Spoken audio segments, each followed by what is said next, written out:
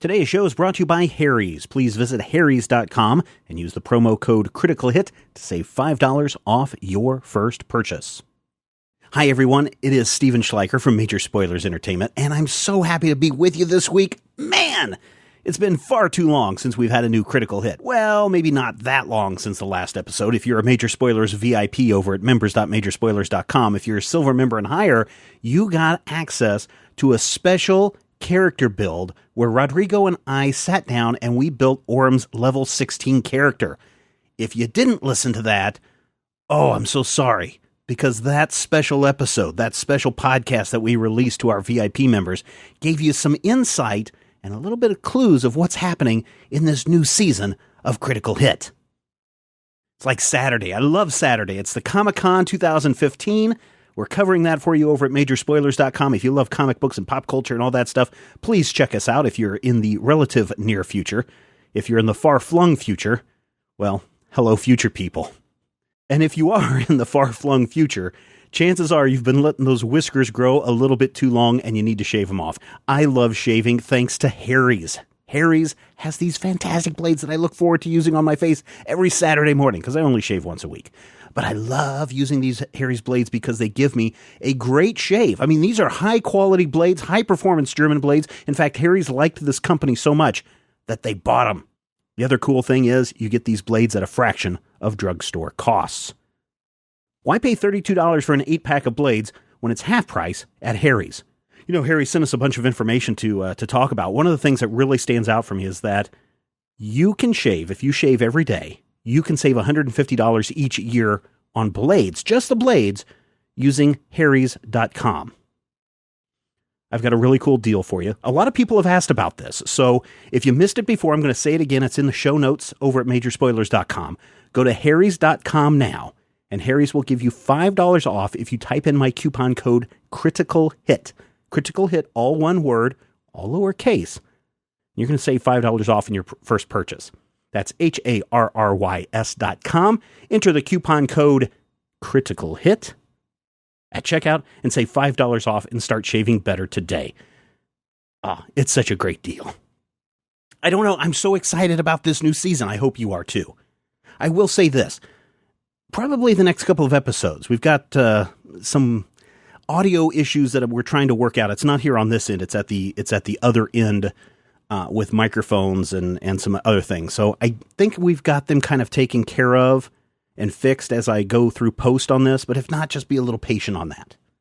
Oh, it will get better. I promise.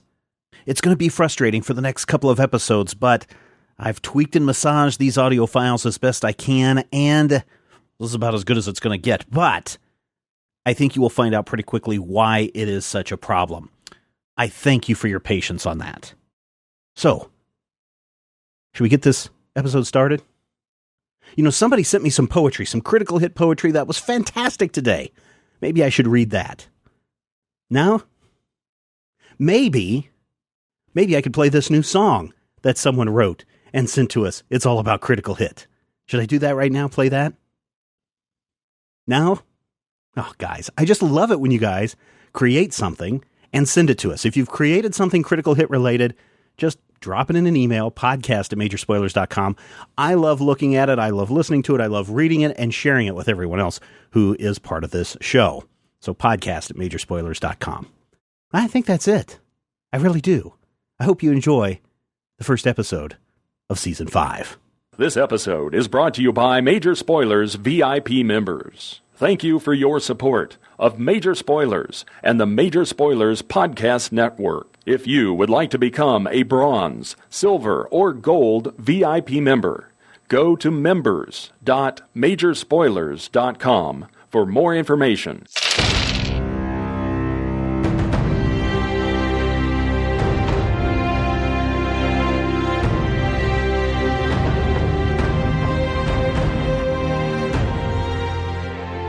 Welcome to Critical Hit, a Major Spoilers podcast. Thank you so much for downloading and sharing this episode with a friend.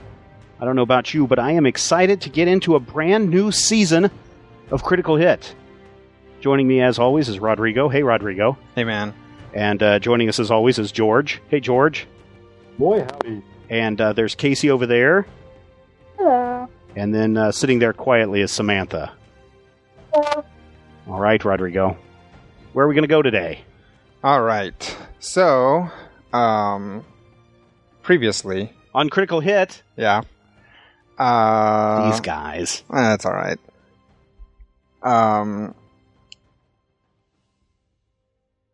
We last...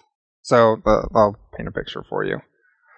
An enormous threat to the Feywild has been defeated. Clear signs of a battle scattered, giant golem chunks everywhere. Inside an enormous keep made out of some kind of purple crystal. At the edge of the wall stands Orem, trying to figure out what he's going to do next and how his people will ever become one again. At which point there is a mystical shower of shooting stars, and when the shooting stars hit the ground, they become Eladrin. And they sing a happy song as they approach the keep. Yeah. And we kind of pan upwards into the sky as more of these shooting stars come down. Fade to the sky now in kind of a nice mid-spring day, because it's always spring, right? Yeah. Yep. Nice, pretty smell of lilacs in the air. Yep. And then at the bottom of your screen, 5 years later, we pan down back to the keep, now covered in buildings and structures with upwards of 1,000 Eladrin moving around, as well as several other creatures, gnomes definitely, and some strange humanoid plant creatures of various shapes and sizes. We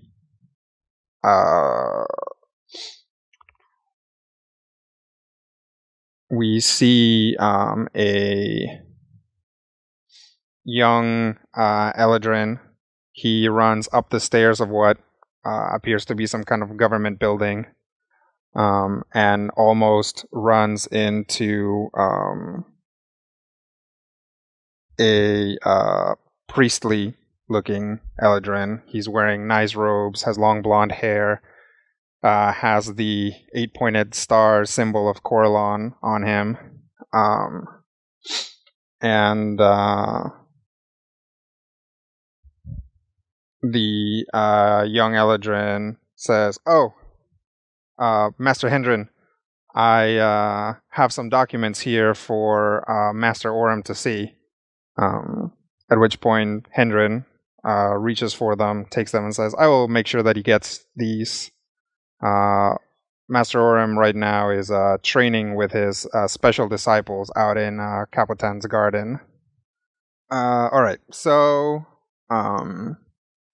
we leave the keep and do a quick flyover to the nearest settlement, where we find in the middle of a very densely forested area, a large outpost.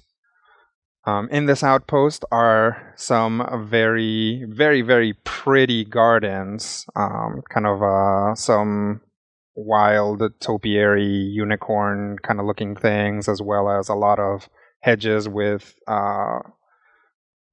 incredible technicolor flowers, or normal technicolor flowers because it's the Feywild.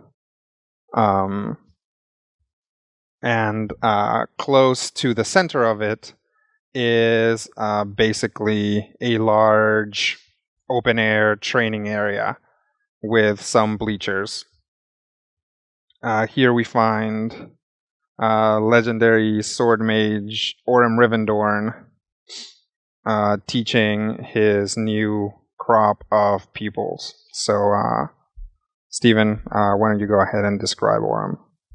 So, Orem is an Eladrin. Long blonde hair, Surprisingly, he doesn't look like he's aged too much over the last couple of years, but because of the events that's happened, if you look closely at his forehead, you'll see just a few slight stress wrinkles in his forehead. But otherwise, he looks exactly the same. You wouldn't tell that he's aged a single day since you last saw him. He's today wearing long purple robes, and he is carrying a very kind of jagged sword with him as he is teaching a group of students around him. And big pointy ears, all that good stuff. Pointy ears, light skin, blue-green eyes. Blue eyes, green eyes. Depends on how the light hits it. And I think today they look more blue than anything else. All right. Well, let's talk about his students. One of his students is one of those strange plant people. So, George, why don't you go ahead and describe your character? All right. So, I am in Wildin and wearing conspicuously Eladrin-inspired clothing rather than the more typical clothing of my people. So, we're probably dressed pretty similarly in a more plain style to Master Orem. Physically, he's one of the more human-looking of the Wildin. Something look pretty plant-like. He is very humanly proportioned, but rather than having skin, it's kind of like you can see all of his musculature, but it's made out of vines, and there's bark on some of the flat surface of his arms and legs and his face. And his face is angular. Instead of hair, there's kind of very short thorns, almost creating like a buzz cut kind of effect. And then he's got two big, bushy, leafed eyebrows that are very expressive over his black eyes. Literal bushy eyebrows. Yes. He has a Eladrin-styled longsword that is, I've got some like vine motifs. Cool. Barefoot? Yes. Or does he wear shoes? He does not wear shoes. All right, and then... Did he say his name? He did not. So go ahead and say your character's name since Orem would know it. Sapote. Okay. And Orem's other current student, Lily. Go ahead and describe her, Casey. Describe your character. My character is Lily Soulsorrow. She's a young astral origin. She has peach skin and pupilless violet eyes. She also has long white hair that she has pulled back into a clip. Her hair has a habit of coming undone in some places, and she will tuck it behind her ear or occasionally reclasp it if it gets too annoying. In her hair, she wears a beautiful butterfly pin to one side. Her cheeks are dotted with a light dusting of freckles. You might not detect them, but in the right lighting you can. She wears white clothes that allow her to move easily. If you were to inspect them closely, you could see that the pattern, or the thread is patterned to look like the night sky. She also has a beautifully crafted Eladrin longsword and a bulky backpack full of books. So we join these guys in the middle of a lesson. Now, there are some spectators. There aren't a lot of instances in which people get to see Orem, founder of the Keep and master of the Feywild, basically strut his stuff. So when he actually gathers up his students to have a training session, a lot of people show up. Today, because of the time of day and it being in the middle of a business day, we've only got maybe a dozen people in the stands watching, but still they're all very interested. Okay. Students, how many? Is it just those two? Or just is there? Those two. Okay, so Lily... This is like a master class. Okay, all right. Lily and Sapote, I want you to focus your energies through your implements and focus on sending that energy down and across the field to those orbs sitting on the stumps over there. as you're doing this, make sure you're thinking about your posture, your breathing, but also think about that energy flowing from all around you through your implement and down to the orb. Whenever you're ready. I'll go ahead. I pull out my sword, take a stance, and using his suggestion, attempt to channel the energy through my sword at the orbs.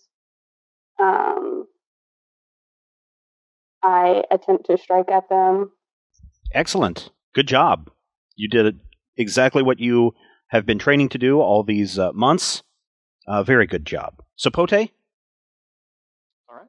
He'll step forward and kind of straighten into a right angled pose with arm outstretched and the sword pointing towards the orb, kind of trying to achieve a moment of perfect stillness and then allowing the energy to flow, his eyebrows sort of rippling as if they were in the wind, and reaches out towards the orb and concentrates. And what happens? The orb explodes. Excellent. Fantastic. Oh, I'm so glad that you are in this master training.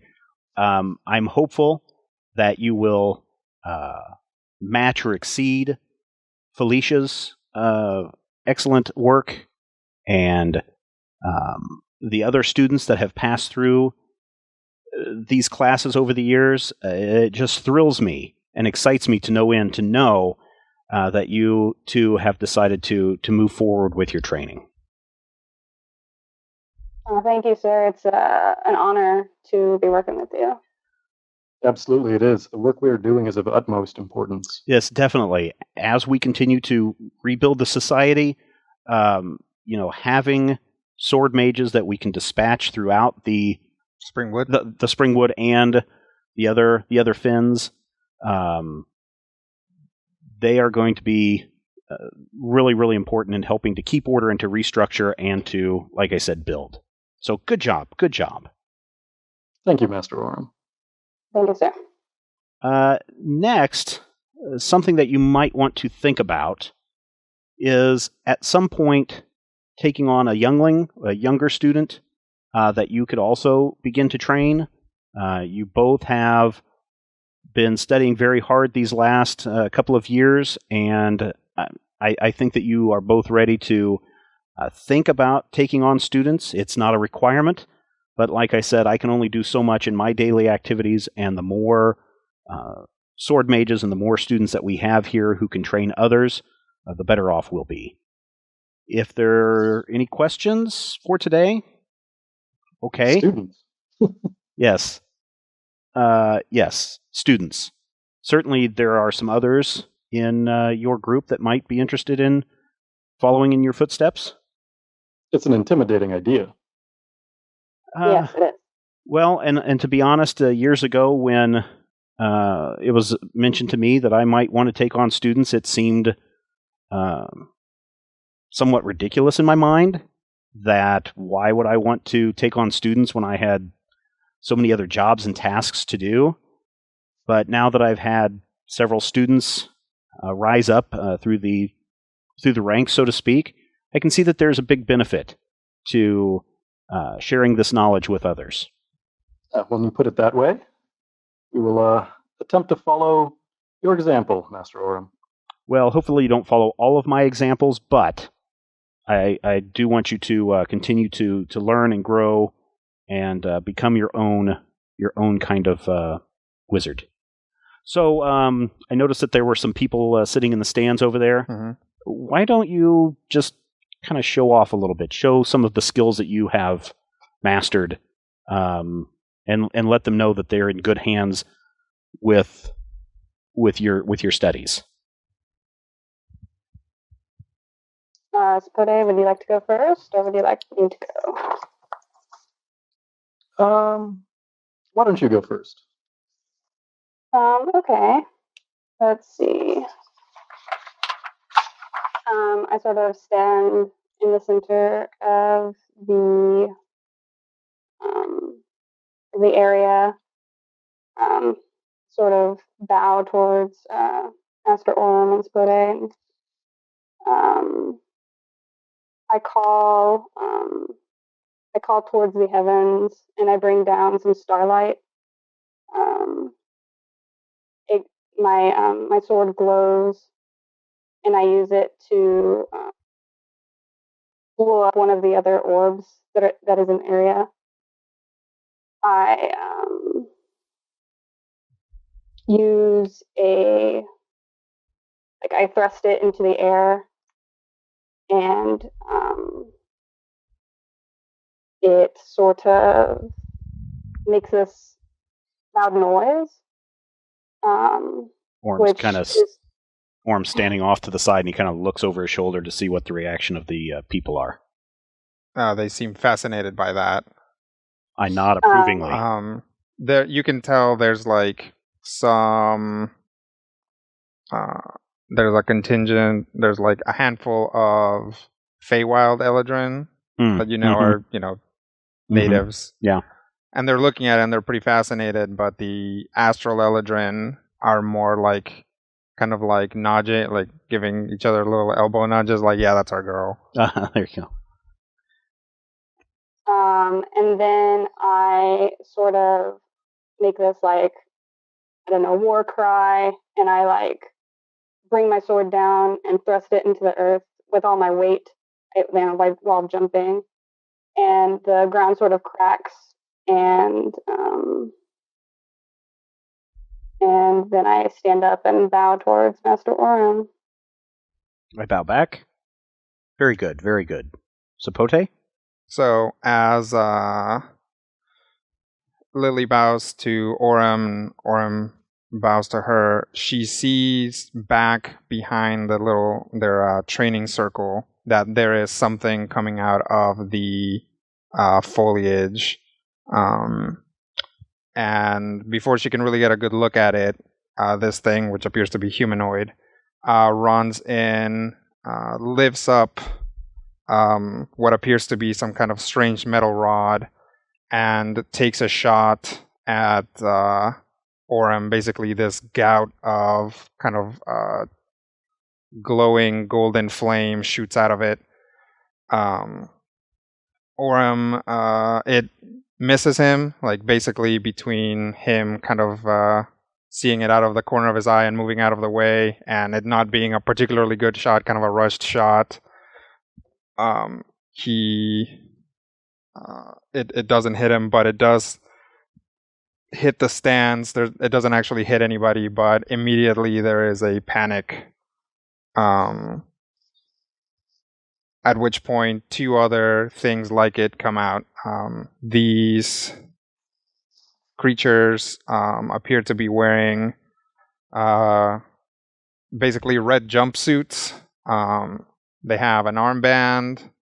They are holding these metal rods that appear to shoot kind of these charged bursts of flame.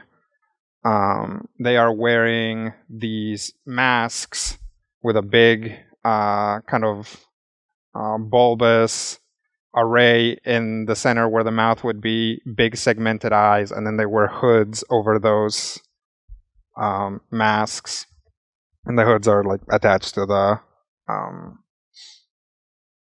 jumpsuit, so they're red.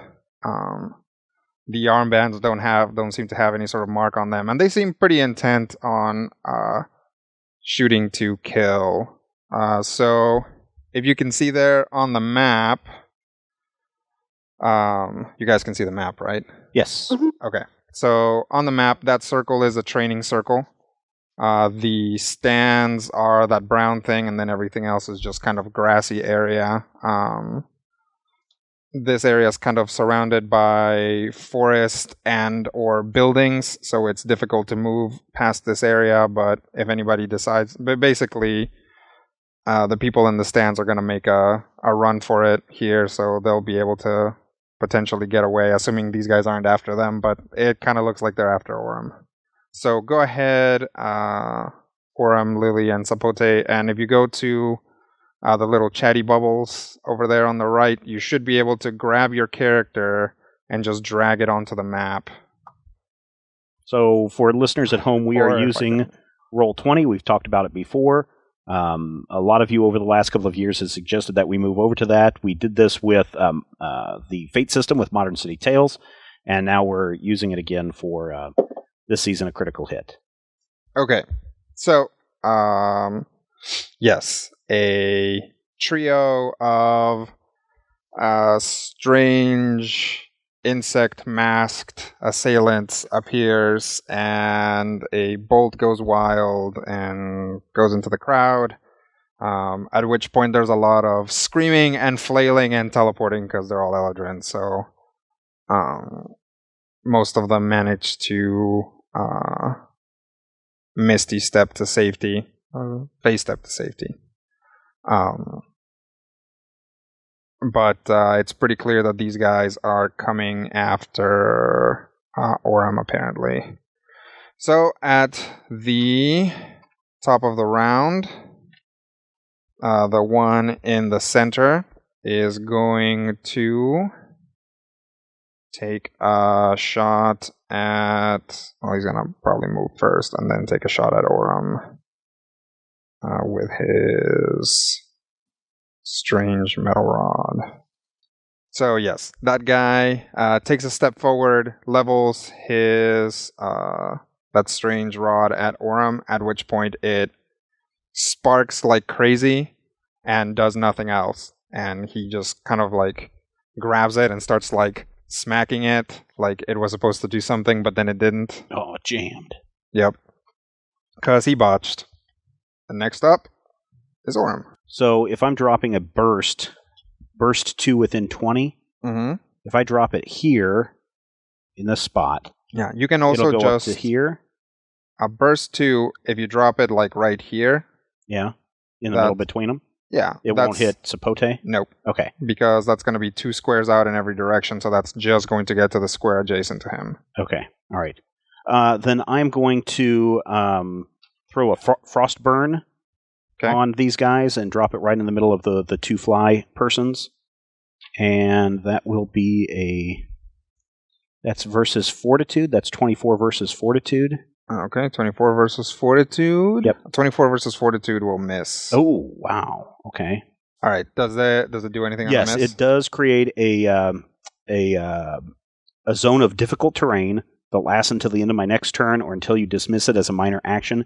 Any creature that starts its turn in the zone takes 5 cold and 5 fire damage. And what does the zone do again?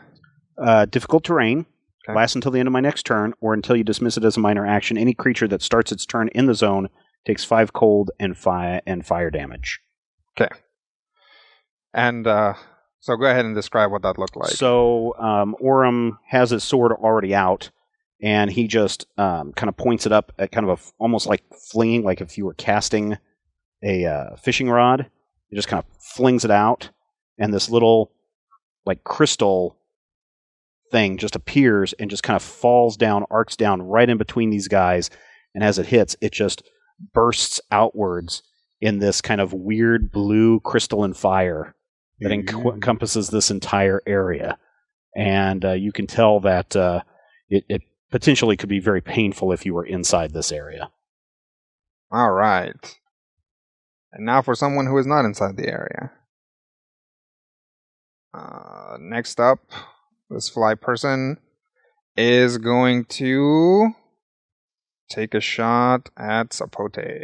And of course, last one was a botch. This one is a crit. Ouch. So he is going to take 18 damage. All right. And that is... half of that is fire, half of that is radiant, so it's like 9 and 9. So if you have a resistance to either fire or radiant, you can subtract that from 9. Does that make sense? Is that crazy? Is that a weird thing to say? No, that makes sense. I don't have any resistances yet. Okay. So, yeah, this guy levels that strange rod, and an arc of weird streaky flame goes and singes Sapote's shoulder, we'll say. Next up is Lily. Okay. I am going to use Glimpse of the Future as a minor action. The last thing I had done is I had embedded my sword into the ground, and so I'm going to reach down, grab it with my hands, and sort of close my eyes, and then I'm going to stand up really quickly, pulling my sword out, and my eyes sort of glow for a moment, and yeah, now I have that. And then I think I'm going to move closer to. I think I'm going to actually move closer to Pote. Okay. And what does that power do though? Before you move. Oh, I'm sorry. I roll a d20 3 times and keep the highest roll. Once before the end of the encounter, I may use this roll to replace a d20 roll of any ally within 10 squares of me. And I rolled a 20, so. Alright, so you guys got a crit banked. And then I'm going to move here. Closer to my friends. And then, can I just use my ranged basic attack? It doesn't say how far away it has to be though. Okay, you actually don't have a weapon with which to make a ranged basic attack. Okay. So you pretty much have to get in there and mix it up if you want to use a basic attack. Okay. If you want to use a ranged attack, then you should use one of your encounters or dailies, which I think you have some of those. I suppose I will try to use Distracting Shout, which is an implement, so I can use some sort of magic. Mm-hmm. And it's a 20 plus AC versus will. I'm 18. And which one are you attacking? Let us go with. Let's see, that's a range of 10. Could I attack the third one? Number 3, yeah, sure. You can attack any of those 3. Yeah, okay, let me do that. It's a 36 versus will. That's gonna hit. Okay, 17. Does that sound right? 2d8 plus 9? Yep. And it looks like that is thunder damage, if that matters. And the target takes a -5 penalty to the next opportunity attack rolls until the end of my next turn. Okay. What color do you want to be? Blue. Okay. This blue thing means Lily did something to it, and we'll try to remember what that was. Also, the penalty to opportunity attack rolls equals 4 plus my intelligence modifier, plus 6. So that's a 10 total? Yes. Okay. What else? That's it for me. Okay. Next up, Fly Person 1 is going to take 5 damage, right? Yes. And then is going to go. How fast can these guys move? And this is difficult terrain. Oh. 1, 2, 3, 4, 5, 6, 7. So he's gonna travel significantly, not as far.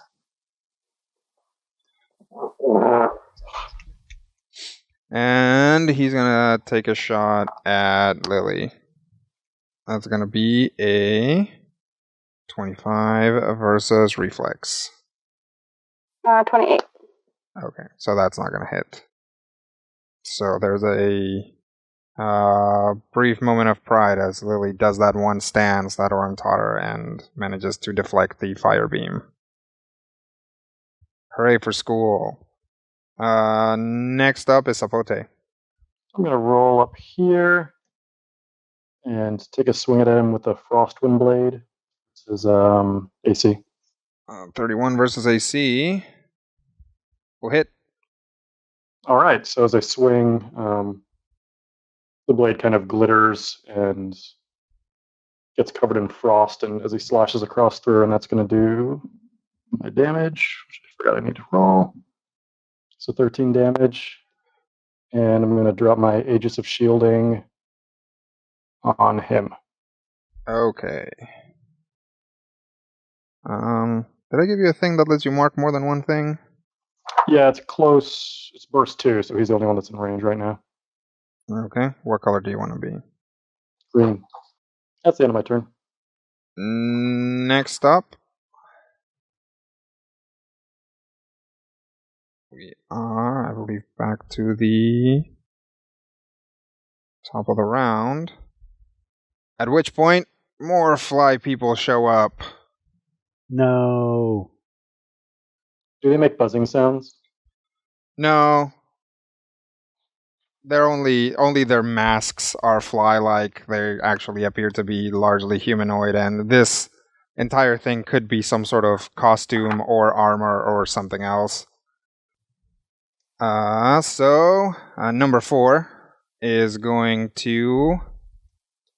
So 2 more of these creatures come out of the woods. And number 4 is going to aim at Orem and try to take a shot. That's going to be a 34 versus reflex. Oh, that hits. So Orem will take 13 fire and radiant damage. Okay. And that will be that guy's turn. And now we're up to Fly Person 5. So Fly Person 5 is going to move, provided Fly Person 3 will let me move through a square as an ally. Move Fly Person 3 square to right over here. And then the Fly Person kind of reaches into its red jumpsuit and pulls out like a wicked-looking dagger and then stabs that other Fly Person in the back. Roll it. Oh, also, are you using a power? Yes. I will use Dazing Strike. Okay, and you do have combat advantage for a myriad of reasons. Yeah, I figured. Is that versus AC? Mm-hmm. I'm pretty sure that's gonna hit. Sweet. Yeah, that hits. Cool. Then let me give you damage in a second. That'll be that much damage, and presumably because this guy really didn't see that coming, he is dazed until the end of my next. Oh, Okay. and sorry, this is once per round. I have combat advantage, so I'll also roll my sneak attack. Yeah. Sneak attack. Okay, so were all those D4s also part of it? So it's like 3D4? Or is it just that last one? You roll 4s, but yes, that was my sneak attack damage. No.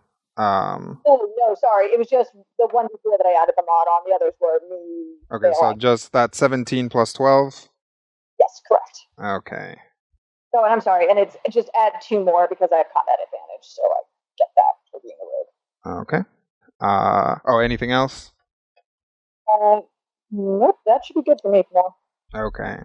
So, yes, as I said before, 2 more of these things pop out. One of them takes a shot at Orem. One of them runs over, produces a strange-looking knife, and stabs one of the other ones.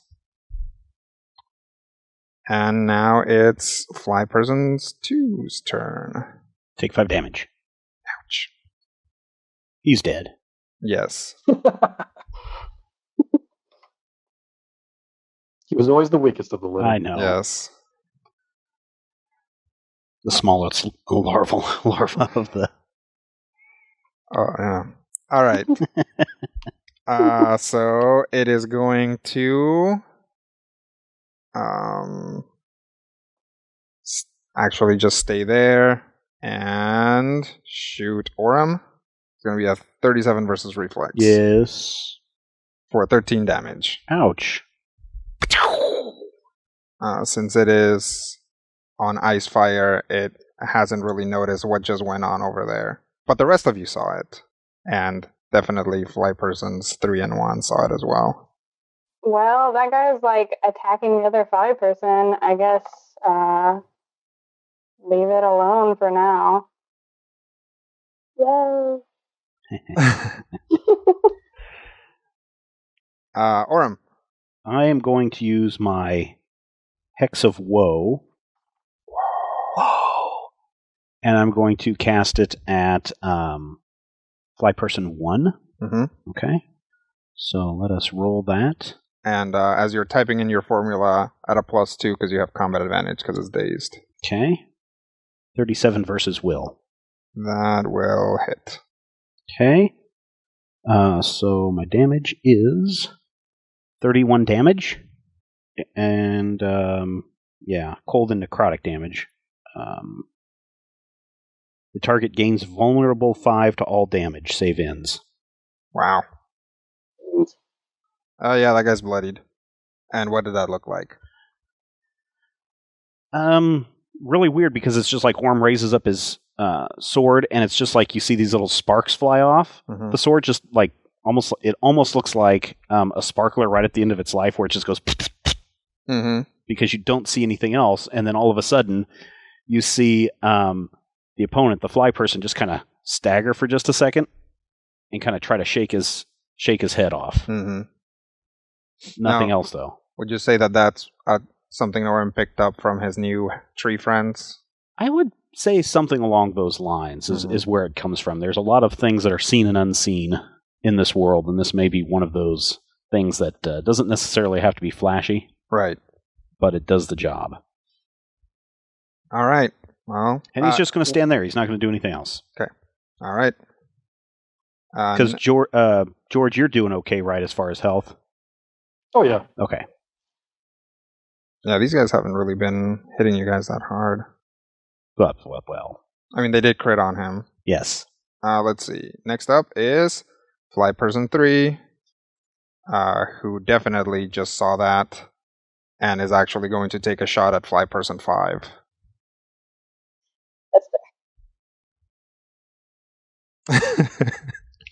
Yeah, all right. All right, you got me. Yeah, all right. For the crit of vengeance. Ouch. What the heck, man? So that's going to be a total of 18 damage. Well, actually, so you're wearing this suit, so you actually have resist 10 fire. So you're only going to take 9 radiant damage. You guys will hear that fly person shout out, "What are you doing?" Through its... What are you doing? In common. Oh, okay. Next up is Lily. Okay, I have a question. What's a burst of 5? Like how far? Like is that like adjacent squares? Yeah, or? basically a burst is you pick a square, and then for 5 squares in every direction from that square, that's what you can hit. That is a massive burst. Yes. Read and make sure it doesn't say each creature in burst. Well, I think she's looking at her heal. Oh, okay. Or maybe not. But also, she's a leader, so it probably won't mess you up too bad. Yeah. Yeah, basically I was thinking about doing Mantle of Unity, which would give, I would determine the highest AC, Fortitude, Reflex, and Will among all targets, not including temporary bonuses, and until the end of my next turn, use these values for the corresponding defenses of all of the targets. So can I target, like, all of the allies that I have? If you can get them inside a burst 5, which I'm pretty sure you will. Yeah. If you hit right next to Sapote, you should be able to get But is it a range or a close burst? It's a close burst. Yeah, so you have to move yourself to a position where you can hit everyone. But I think 1, 2, 3, 4, 5. Yep, actually where you're at, 1, 2, 3, 4, 5. Yep, you should be able to hit everyone from there. I can? Okay, so yeah, I'll do that. And there's no roll or anything to that, right? Mm-mm. So, who feels they have the highest AC? 31 here. Anyone bigger than 31? Okay. Say what? No. No? Okay. What's next? Reflex? No. Fortitude. Fortitude? 23. 28. Anyone bigger than 28? Nope. Okay. What's next? Reflex. Reflex. 31. Anyone bigger than 31? No. Nope. All right. It's a dodgy wizard. Mm. And then Will. 26. Anyone bigger than 26? 29. So all of our stuff goes up to those high numbers. Until the end of her our next turn. turn. Okay. And actually, while we're here, I believe this is gone now at the end of Orm's turn. Yes.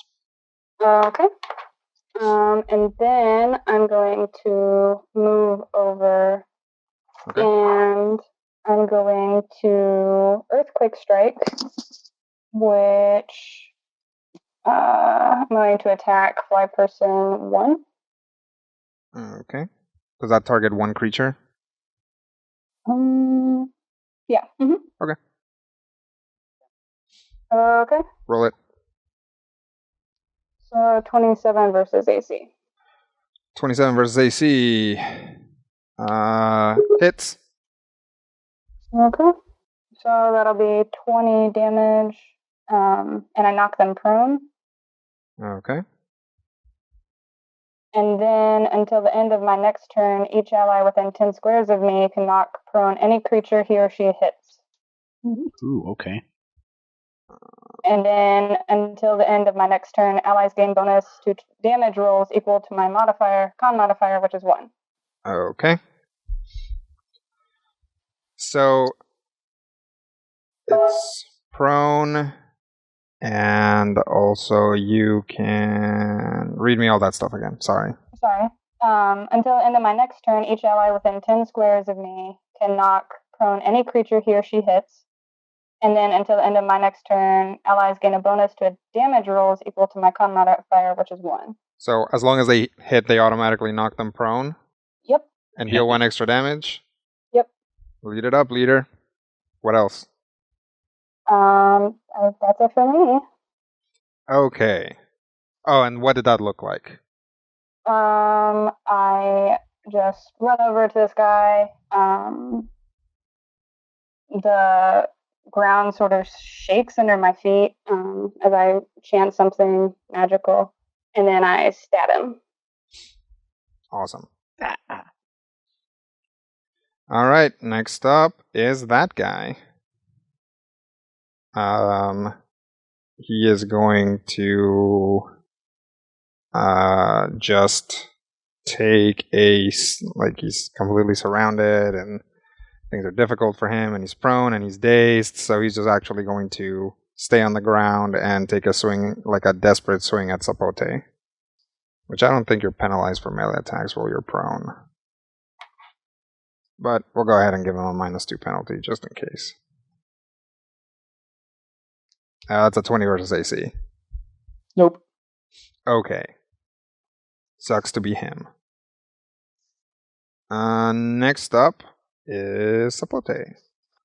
I kind of like where I am. Yeah, you've got, yeah.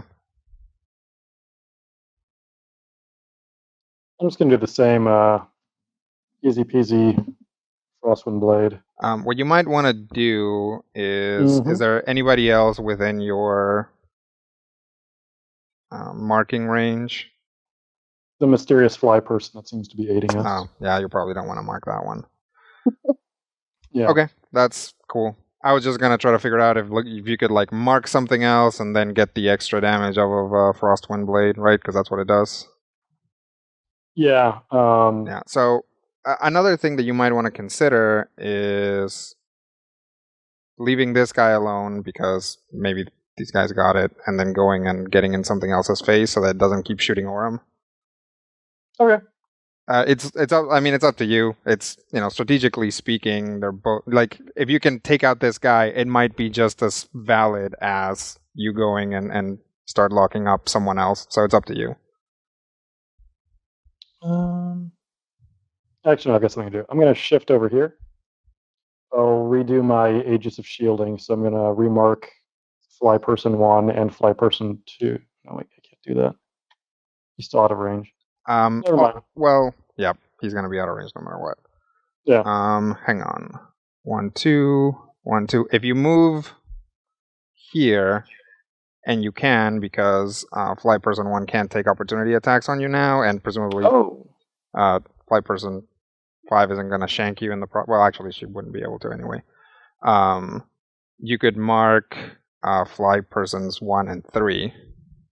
Yeah, I didn't think about the moving with the proneness, so that's great. And then if you have some sort of ranged shenanigans, you can do that from there. And I certainly do. So I'll mark both of them with my Aegis of Shielding. Okay, I'm going to put a green mark on this other guy. Yep.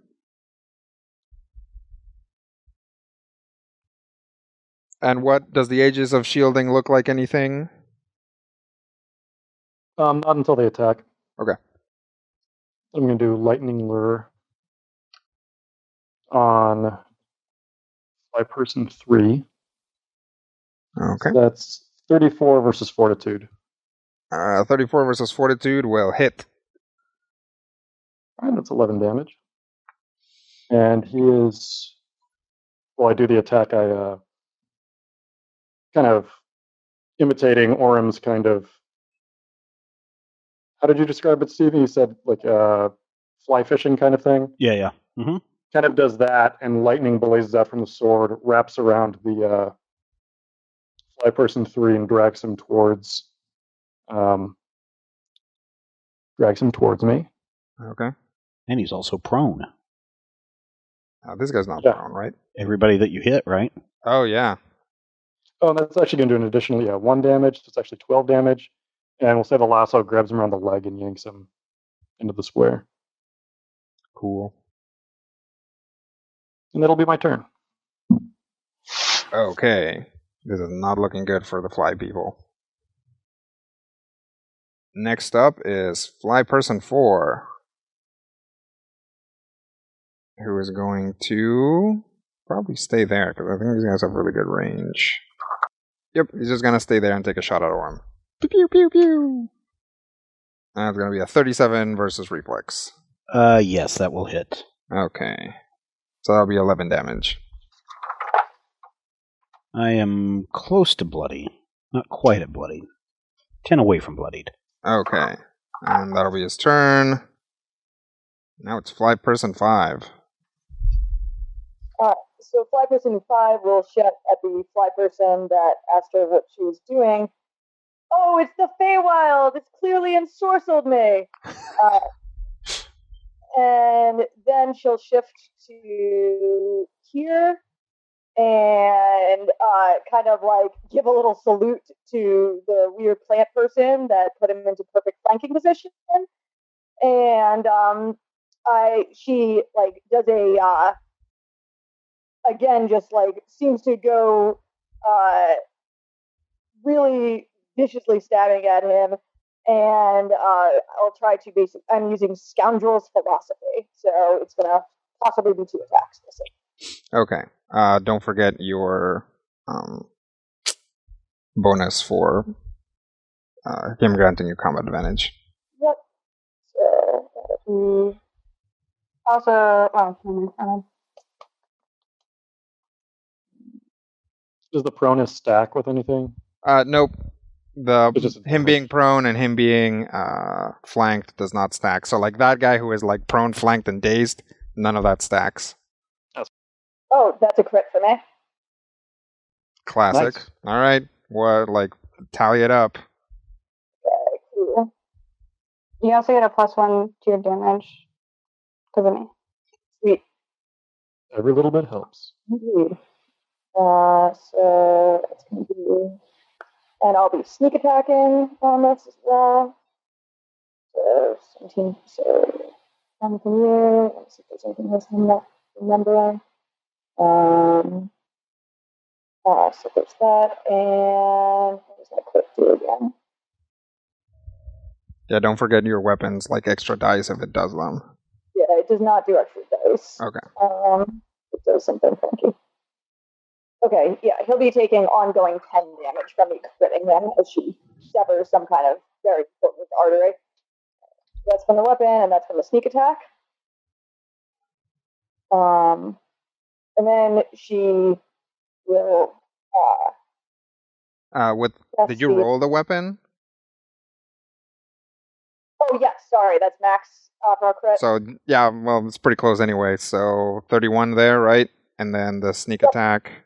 I usually have the sneak attack rolled. sneak attack in Hunter's Quarry. And I know that's not how a lot of people do it, but I've house ruled it that way.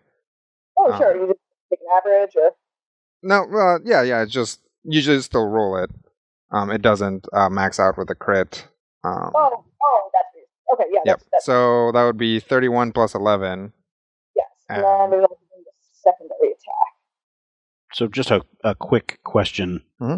Sam, you have an ability that lets you crit at 19? I have a jagged dagger. Okay. Okay, proceed. So then, But that shot will bloody him. And what does the secondary attack do? it will just daze him if it hits. Okay. That What is doesn't. the name of this power again? It is called Scoundrel's Philosopher. I love that. Yep. It sounds like a rap album. I know. You're Alright. supposed to basically do some talk at people while you make the attack, and that's why my ridiculous bluff check. Gotcha.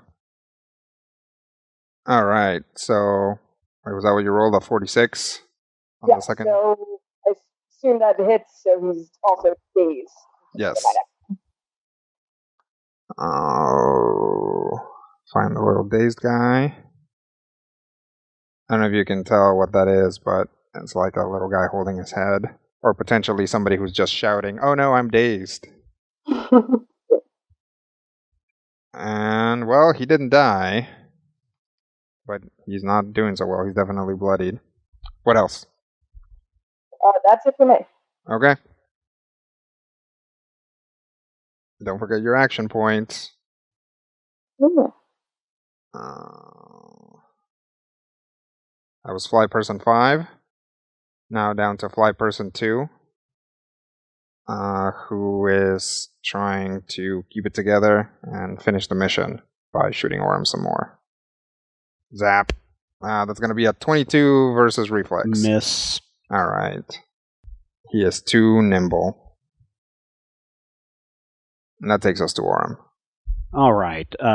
First thing Orm's going to do is he's going to fire off a resistance spell on himself. Basically, you make yourself or another creature in the range resistant to a particular kind of damage. Mm-hmm. In this case, I'm going to choose fire damage. Okay. Resistance is equal to your level plus your initiative modifier. So I'm at Intelligence. Intelligence modifier. So that's a 22 is what I'm. 16 plus 6 is 22. Yep. Against fire. The next thing I'm going to do is move forward. Let's see. No. Next thing I'm going to do is I'm going to use Magic Missile against Fly Person 2. Okay. Which will give him 14 damage and knock him prone. That... Oh, Magic Missile. Oh, Magic Missile. Hang on. You said 14 damage? Yes. Okay. Casey, can you read me your prony power again? Until the end of my next turn, each ally within 10 squares of me can knock prone any creature he or she hits. Yeah, it's not going to count. Boo. All right, well, then I'll just have to do this. I will move forward, right up next to him, use my action point, and use the one sword on him. All right. Yes. So, here we go. That's a 35 versus reflex. Pretty sure that's going to hit. Okay. Yes, that hits. And that'll be... Whoops, did I do that right? 2d8 plus 10 plus 1. Yeah. That's right. 14 damage. Then now there's secondary attacks. And there is a secondary attack, intelligence versus will.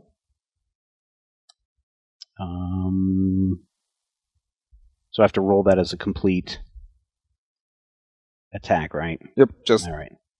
Basically the same attack you just rolled. So that's 24 versus reflex.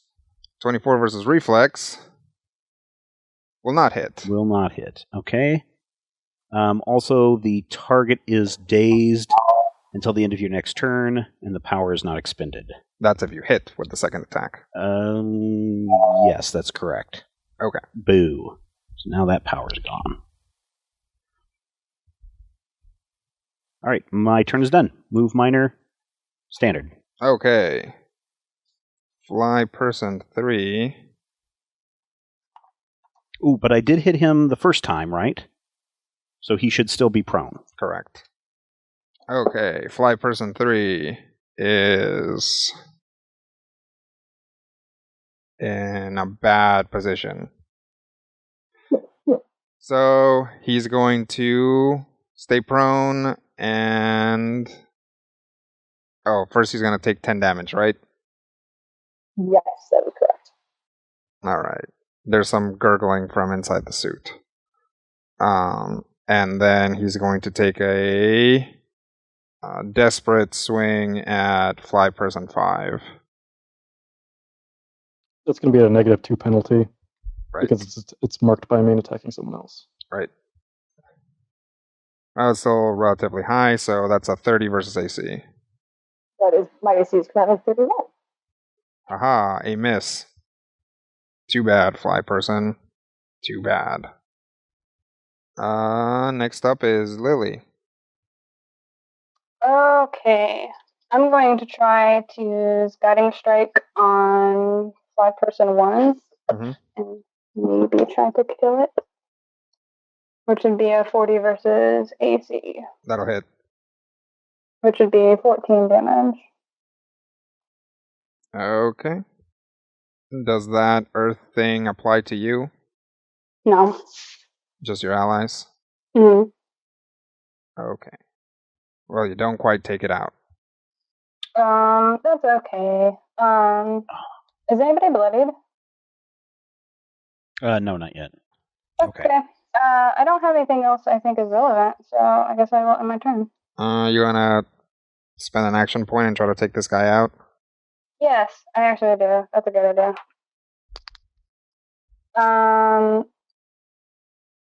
Yes. And can I, when I do that, I can teleport to be like here? Sure. Okay. I will do that. And then I will use Force Song Strike. Do the 30 versus AC. That'll hit. And don't worry about rolling. But is there an effect? Let's see. Any ally who hits the target before blah blah blah. So no. Okay. So yes. So I just sort of like cry out, all angry like, and stab him, and he's dead. Yep. She stabs him, and then he doesn't die, so she teleports to the other side of him, screams, and stabs him again. Nice. And then that is my turn. All right. And then I believe the extra stats go away as well. But I still have a D20 or a 20 floating if anybody wants to use it for anything. Ooh, and what does that do? You can just say, I would like for that roll to have been a 20, please. Ah, okay. Yeah. So Casey, pay attention to see if like somebody misses or somebody rolls really low. Mm-hmm. And then you can just be like, okay, here, take my 20. Okay. All right. Fly person 1 is dead. So Sapote's next. All right. I'm going to do Hypnotic Sword play. First, I'm actually going to shift right here. So move over to the left a little bit. And then I will do Hypnotic Sword play. So I kind of... But right now, didn't you have flanking if you stayed where you were it's at? Prone or does it anyway, matter? Oh, okay. if he's going to use it on that guy. Okay. Yeah, I'm doing a thing. So doing Hypnotic Sword play, which I kind of twirl my sword around and before I strike to, do hypnotize type stuff. Mm-hmm. Oh, what are you doing it on Fly Person 3? Fly Person 3, yes. Okay. Well, that looks like a crit. Yes, it does. All right, so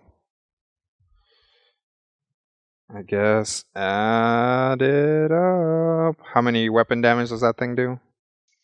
+4, so it's is it 48 then? Hang on, no. Okay, so that's your. I didn't mean your weapon. I meant the actual power. 5 damage, 5 psychic damage. It just does 5 psychic damage.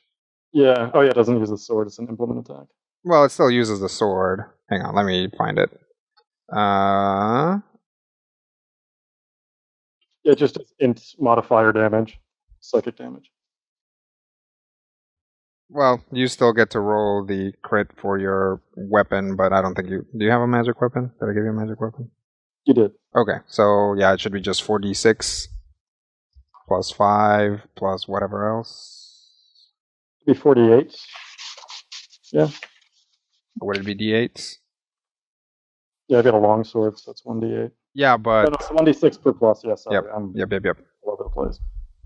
Should still add the weapon's enhancement to it. So it should be 9, and then you roll the 4d6. So 4d6 plus 9. Okay, so that's 13 plus 9 is 22. Mm-hmm. Well, that also, he's stunned until the end of the next turn. Okay. And I'm going to save my action point, so that'll be the end of my turn now. Next up is Fly Person 4, which takes us to the top of the round. And, oh look, it's still just got a shot at Orm, so it's just going to do that. That's going to be 28 versus Reflex. Miss. Next up, Fly Person 5. I'm thinking you guys have this guy under control, so I'm going to dart over my full move 1, 2, 6 over here, and I'll attempt to hide while I am moving. Okay. Go ahead and give me a stealth check. Nice. And I will use a action. I will use always a natural as a free action to reroll any skill check. Okay.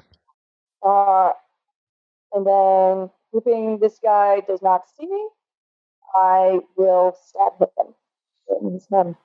I will use a stunning strike.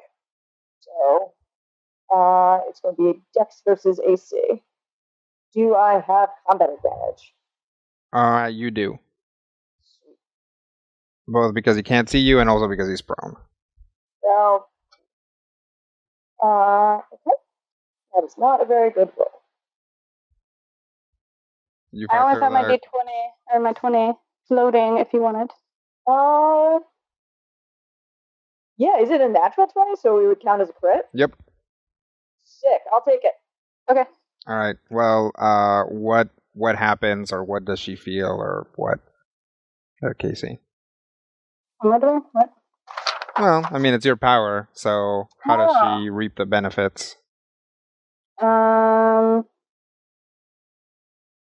just kind of look over at her, and my eyes glow, and she sort of, I don't know, feels magical, like feels more powerful.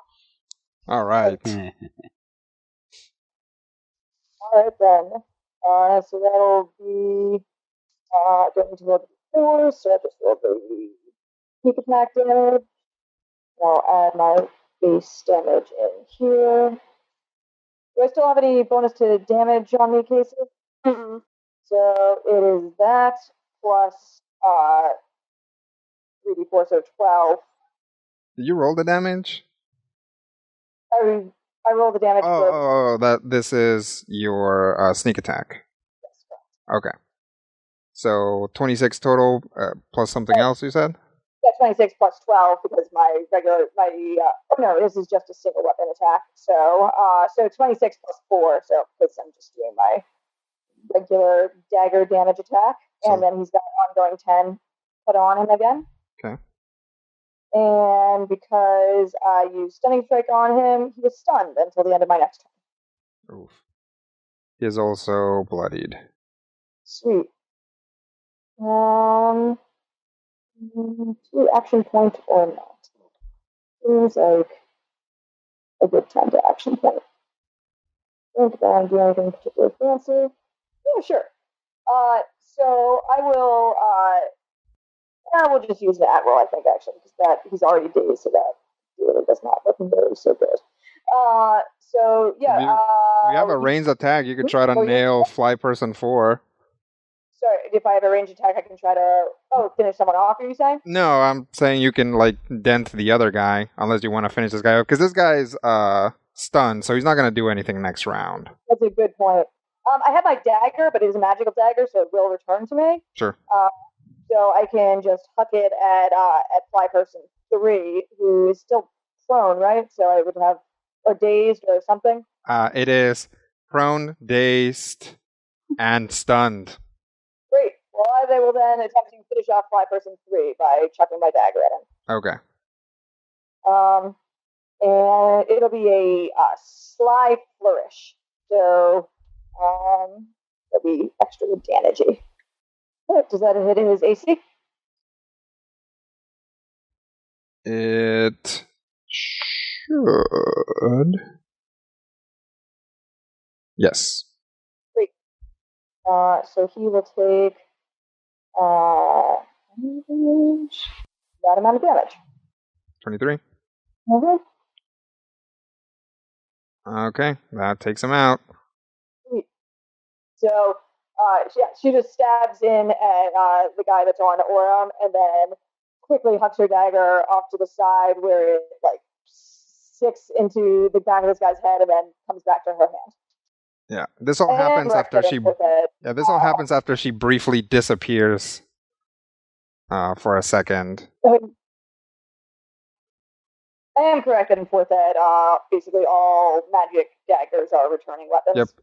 Any range, any thrown weapon magically returns. If you want, we didn't talk about this, but if you want to flavor it differently, I would also be okay. I would be okay with you throwing it and it returning to you. Or if you just wanted to say that you kind of just have a magic dagger that produces magic daggers, and you just want to like just keep throwing daggers that eventually just disappear. I'm also. Made of knives. Yep. Basically. Cool. So I'm okay with either one. I like the made of knives. Okay. So I'll go with that. Okay.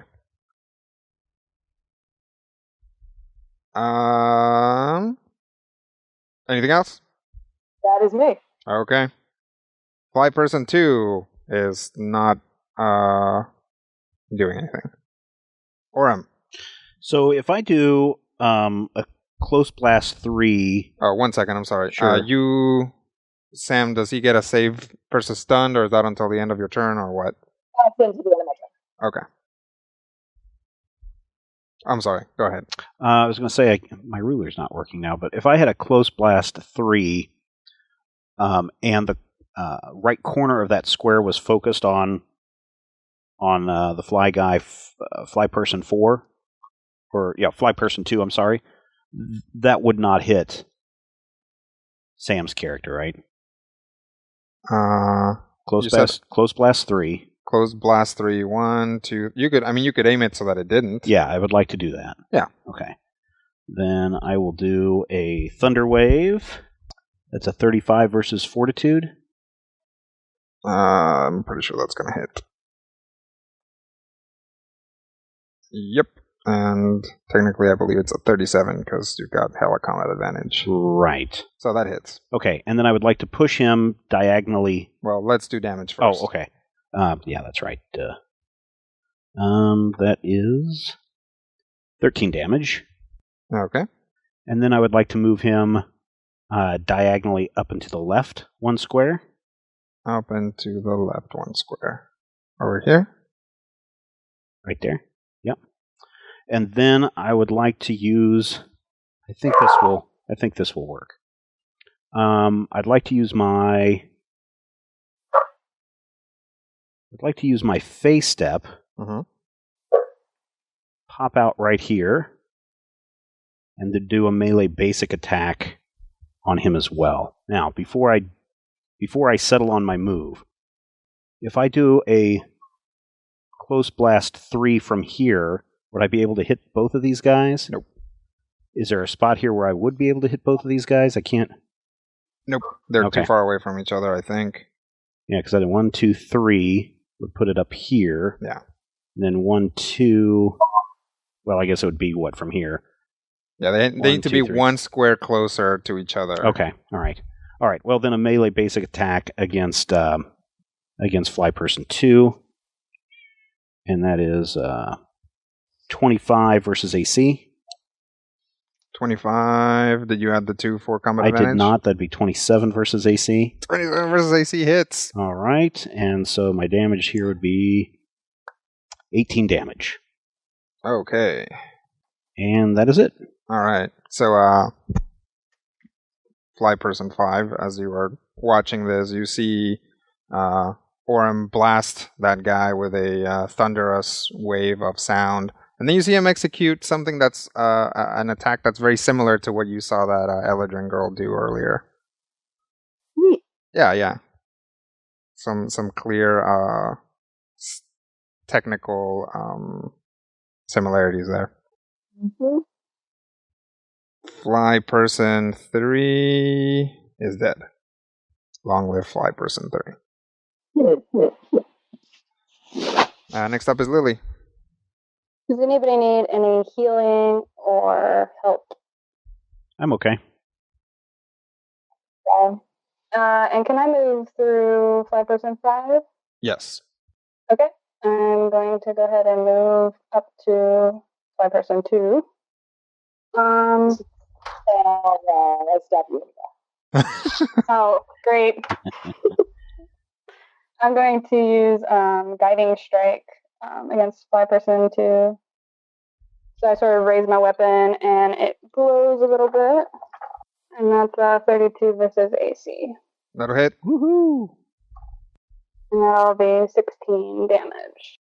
And he also gets a -2 penalty to defense or takes a -2 penalty to the defense of my choice until the end of the next turn. Okay. My next turn. What defense would you like that to be? What would be the best? Because I don't know. It looks like the majority of attacks that your friends are launching are either against AC or reflex. Okay. How about AC then? Okay. And then I think I'm gonna be done.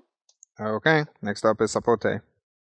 And I'll take a swing at Fly Person 2 with Sloth Strike.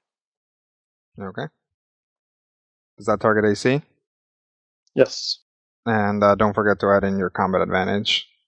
35 versus AC. That'll hit. Not a great roll, but it's 14 damage versus it's cold damage. Target is slowed till the end of the next turn. Wow, this poor Fly Person. Well, he's not going to make it to the end of the next turn. So is he still kicking? Nope. You took him out. Cool. I'm going to spend my action point. Okay. And then I kind of whip my sword around my head and hurl it at Fly Person 4. And it kind of starts crackling with lightning and electricity as it heads towards him. What's the power? It's going to be Blade Bolt. Okay. Roll it. 33 versus Fortitude. I'm pretty sure that hits. That hits. It's going to be 17 damage, and it is marked and slowed. And anything else? Does anything happen when you spend an action point? It went on a melee attack, but this was ranged. So Okay. no. All right. Anything else? Nope, that's it. Okay. Next up is Fly Person 4, who is slowed and is gonna move over here with his slow butt and try to finish the mission and shoot at Orem.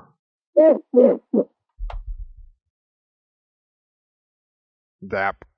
That's a 31 versus AC. 31 versus reflex. Versus reflex tie. That's a hit. All right. Oh, it takes a -2 because it's not attacking. I did factor Okay. that. But that's a hit on a mark that you have. That's correct. Hasn't happened yet. So when it kind of strikes towards Orem, there's kind of a brief kind of glow of kind of like green vines and leaves that appears where the strike goes through and kind of seems to blunt the trauma a little bit. And so you get to reduce the damage by 16. Okay. I'm also going to do an immediate reaction at some point. Is that an immediate reaction, though? No, this is a different thing I'm doing. I know, but is using your power an immediate reaction? Like using that Aegis an immediate reaction? Oh, it's an immediate interrupt. Okay, you can only do one immediate. So you can not do this if you want to do the other one. No, I want to do the damage reduction. Okay. So let's... What kind of damage is this? This is going to be fire and radiant. Actually, yep, between your fire resistance and reducing 19 damage from it, nothing's going to get through. Okay, that's what I thought.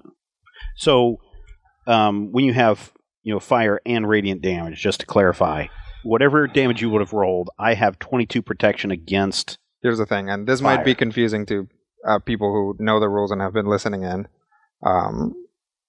Normally, an attack that does fire and radiant damage, like for example, your attack that does fire and cold damage, right. You need resistance to both of those, otherwise it gets past your resistance. Okay. These guys roll the fire damage and the radiant damage separately. Okay. All right. So that's what might be a little confusing to somebody who's like, shouldn't this not be working? So So okay. Because they roll it separately and they're kind of weirdly conditional, that's why I've been separating them. So your magic absorbs the fire damage, and then Sapote's magic absorbs the radiant damage, so nothing happens. Okay. And that was Fly Person 4 at the top of the round. Next up is Fly Person 5. Fly Person 5, remove, and I will attempt again to hide as part of that move. Okay. Wow. So I'm pretty sure she just disappears into like crouching in the underbrush. Alright, so that's a 42 hidden there. And it's a critical too, right? Or not? No, that's just on stabbing on the one people. stabbing? Oh, okay. So he doesn't see you. Then I'm going to try to finish this off with a daily. So coming out of nowhere, like kind of just right up in his head, it's like she's sort of going in with the cutting dagger, but then also just elbowing him at the base of the skull as she uses knockout. Nice. Roll it. This is against fortitude. Does that hit his fort? That will hit his fort. So then he is unconscious, save that. Okay, I think this fight's over. Yep. Hooray.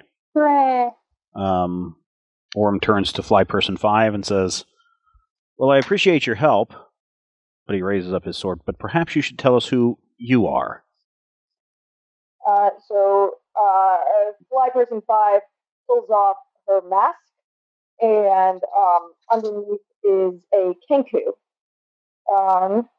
She has green and black feathers that kind of go down her neck in a way that resembles hair, a long green beak, and blue humanoid eyes. And she says, "You can call me Little Sparkle." Okay.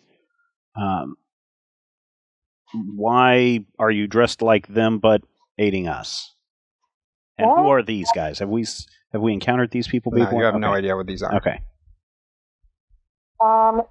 This is a hit squad. They wanted to kill you, and I didn't know where you were, so I followed them. They're looking for you and a Professor Mech.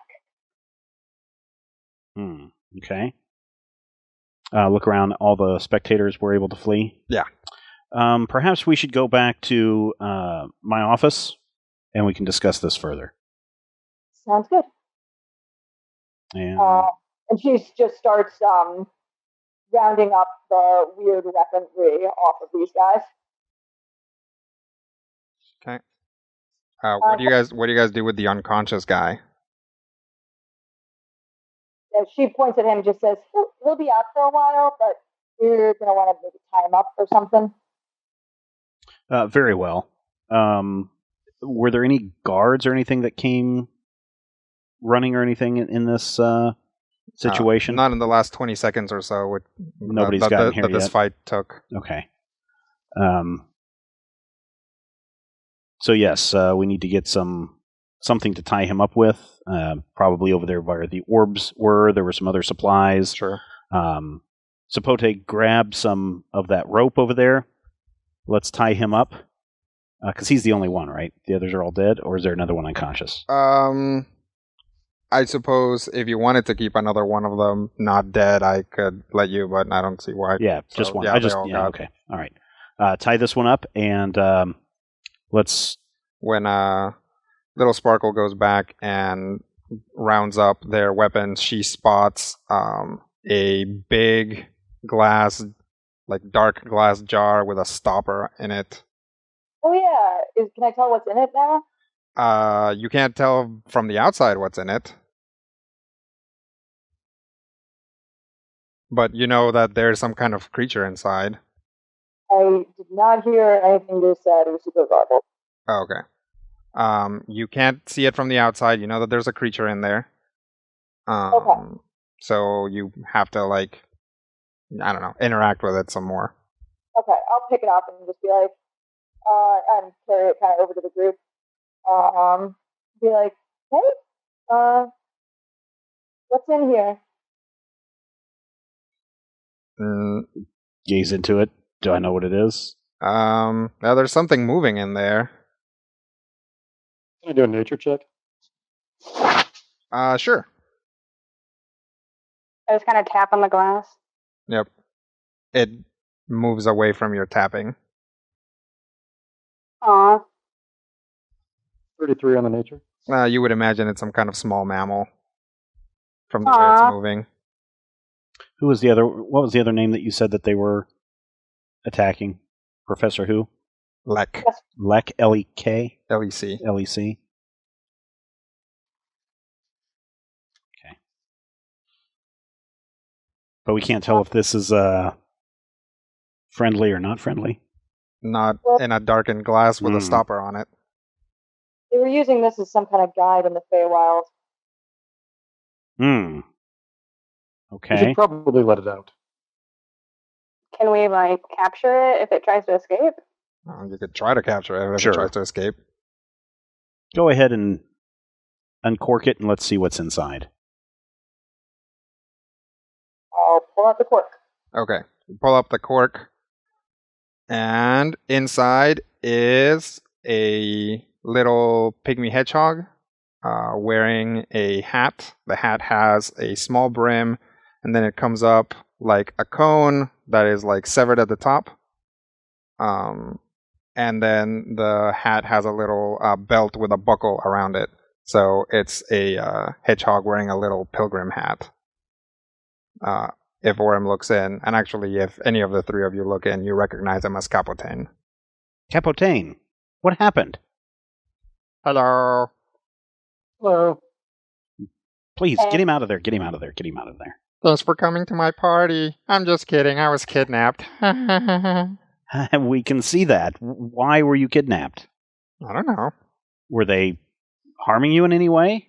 Well, they shook the jar every once in a while. Okay. What did you do when they shook it? I went like, ah! And he like rolls around, like puts his feet up in the air. That seems like a normal reaction. I thought so. You all know this? Oh, yes. This is his garden, right? Isn't that where we're at? Yeah, this is Capotane's garden. He was been a very big help to us over the last 5 years. Hi, welcome. Thanks for coming. Okay. Well, let's head back to the keep. We will turn this one over to the guard, and we can go up to the office and you can tell us more about why you're here. Sounds good.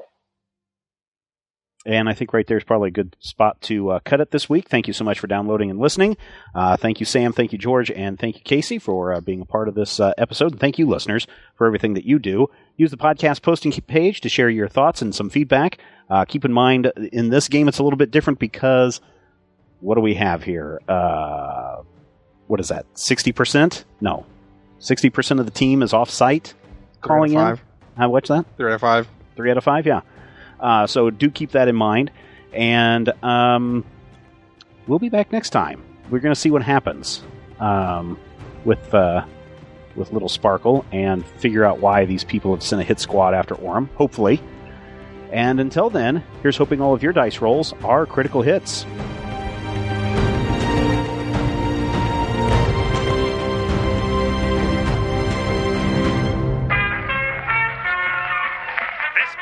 Is part of the Frog Pants Studios network. For more information about this and other shows, visit frogpants.com. Audio program so good, it's like you're there.